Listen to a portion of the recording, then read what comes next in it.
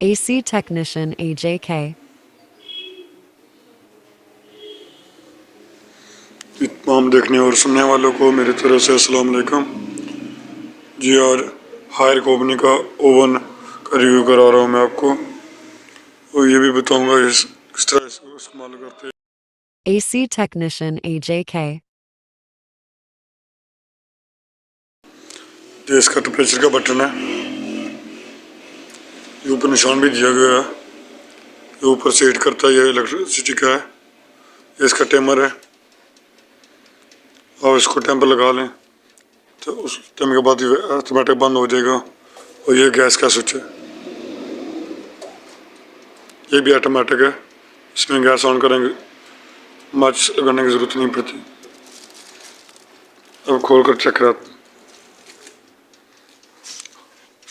ये देख लें, ये अंदर इसके फैन भी लगा हुआ है।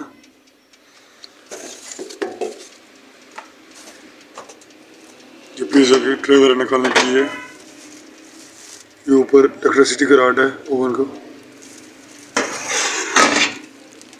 ये नीचे गैस वाला लगा हुआ है।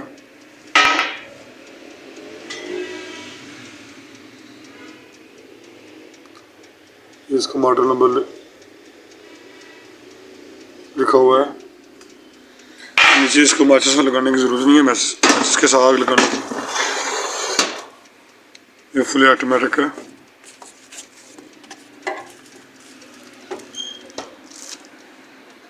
गैस और बिजली दोनों के लिए इस्तेमाल कर सकते हैं। अगर बिजली चली जाए तो बिना गैस पर इसको बना सकता है।